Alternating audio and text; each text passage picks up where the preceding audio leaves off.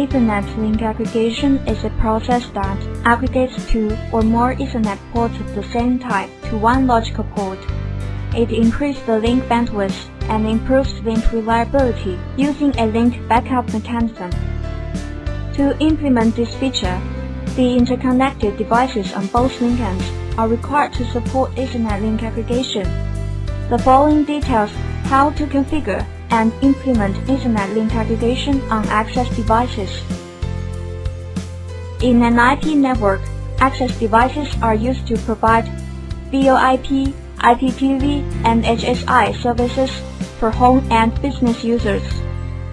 In the downstream direction, the access devices provide HDSL access modes for traditional broadband users and also provides the FTTX access for users who require higher bandwidth.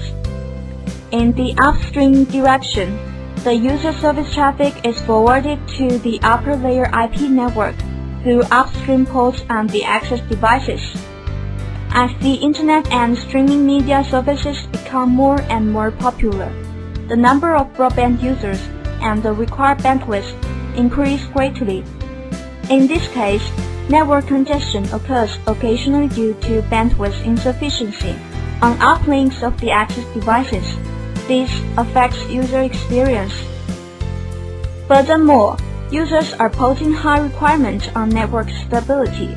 If uplinks of the access devices are not protected, services will be interrupted once a fault occurs. This seriously impairs user experience. Ethernet link aggregation can be deployed on access devices to solve these issues. Without a board upgrade or device replacement, Ethernet link aggregation expands the available link bandwidth to avoid network congestion and protects the links. All these benefits translate into higher competitiveness for carriers. The access devices support two Ethernet link aggregation modes: manual aggregation and LACP aggregation. In manual aggregation, the devices on both link ends will not run the LACP protocol. In LACP aggregation, the devices will run the LACP protocol, so the LACP aggregation mode controls aggregation groups in a more accurate and effective way. Next, we'll introduce to you the applications of these two aggregation modes.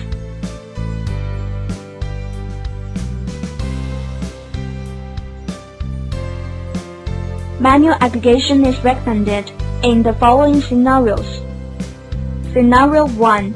The aggregation group is configured on the upstream ports of the access device, and the upper layer device does not support LACP. Scenario 2. The access device functions as a convergence node for multiple lower layer devices, and the aggregation group is configured on the downstream cascading ports of the access device. In Scenario 2, if LACP aggregation is used, the devices on both link ends will frequently exchange protocol packets, resulting in high CPU usage. Therefore, manual aggregation is recommended. Now, we'll use the upstream port aggregation of the access device as an example to describe how to configure manual aggregation.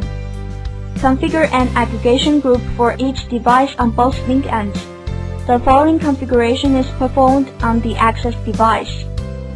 First, select ports for the aggregation group, such as 2 ports on slot 19 and 1 port on slot 20.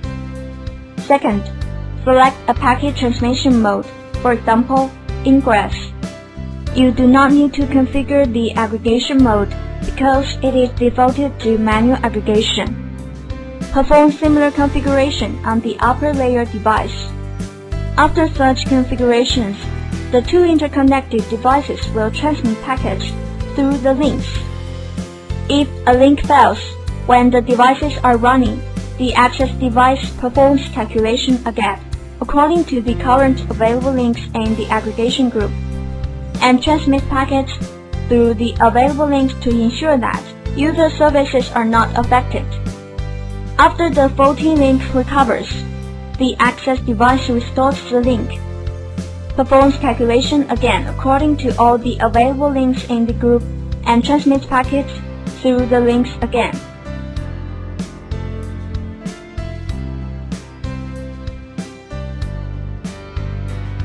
If the upper layer device supports LACP and the links are required to work in load sharing or active standby mode, LACP aggregation is recommended.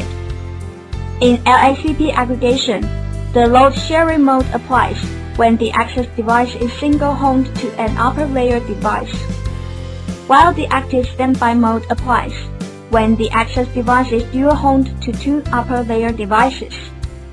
In the dual-homing scenario, uplinks are protected at equipment level at the convergence layer.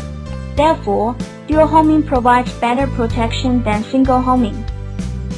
Load sharing in LACP aggregation is configured in a similar way with that in manual aggregation.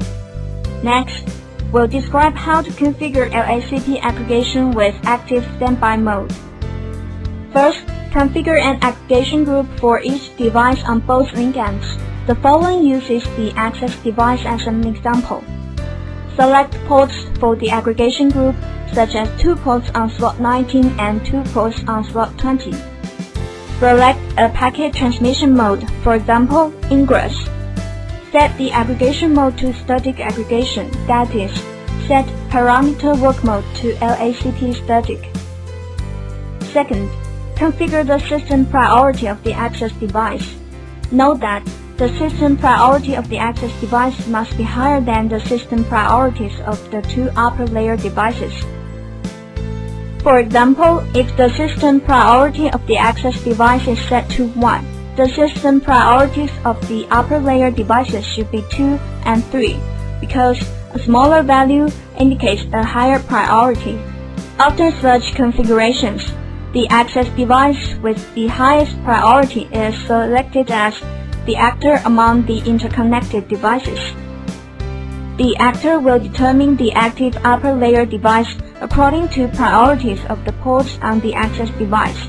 For example, priority 1, 2, 3, or 4. A smaller value also indicates a higher priority. After the devices on both link ends are configured, two interconnected devices will transmit packets through the links. The aggregation group of the active upper layer device carries services, while the links in the aggregation group of the standby upper layer device are blocked and do not carry services.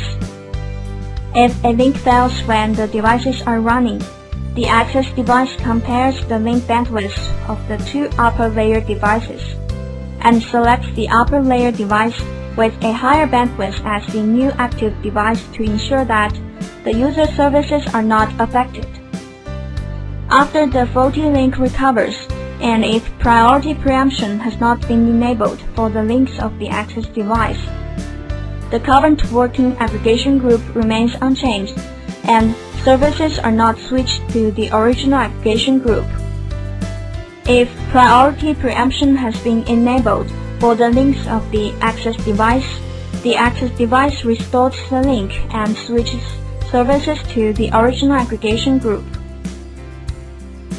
Whether Ethernet ports can be configured as an aggregation group and which aggregation mode is to be used depends on the board type, port type, and actual networking. For more information, see Ethernet link aggregation in the MA5600T feature description.